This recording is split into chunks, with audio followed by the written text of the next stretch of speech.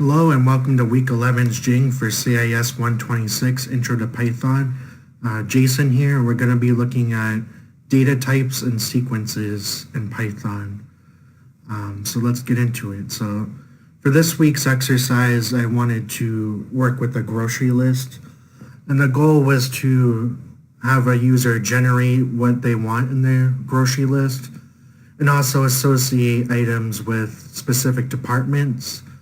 And not only that, at the end, I wanted to display a store map because I know one of my problems when I'm shopping is I forget which aisle everything's in. So I figured for efficiency, it would be kind of cool to put something in there to keep track of the aisle to better plan the trip. So to start off, I have a global variable. And basically, these are all the departments. I used a tuple for this because I want these, I don't want these values to be changed because they're static. These are my aisles in the fictitious, or departments in my fictitious grocery store. So they don't need to be modified. So I used a tuple instead of just a regular list. So then we have a definition, food type. So for this is basically associating the departments here based on what the user puts in for those values, and then it's going to return that value for departments later on in the program. So to start off the program itself, we're going to have the code for actually generating the list. So it's going to be based on the user input, what do you need for groceries? And then after you type that in, it's going to print that list.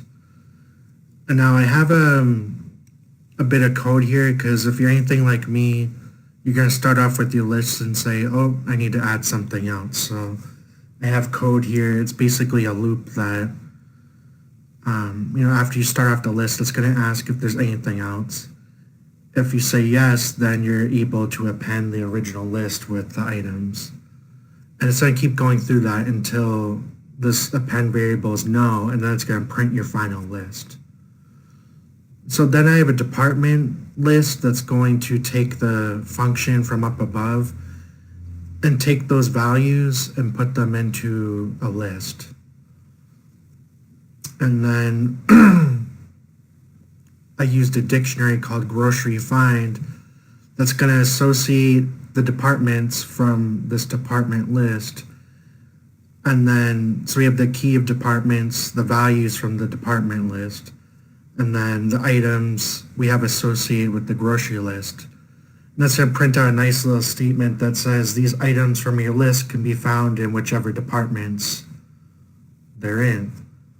And then lastly, I added that functionality for the aisles. So I have a dictionary for all the aisle keys, and then I associate those with the department, the corresponding department values from up above.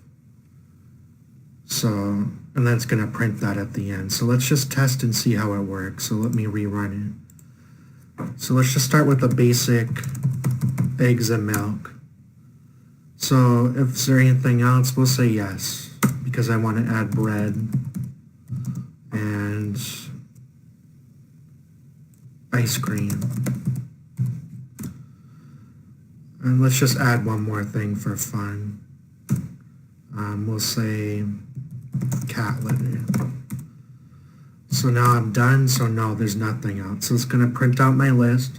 Then we're going to specify which department these foods belong in. So eggs and milk, we're going to say belong to dairy. Bread is in the bakery section. Ice cream is in the frozen section, and we'll say that cat litter is in the home section. So after I enter that, it's going to say my items on my list can be found in these departments, and then it gives me the nice aisles. Okay, I can find my dairy in aisle 2, etc., etc. So that's what I have for this week. Thank you for watching. We'll see you next week.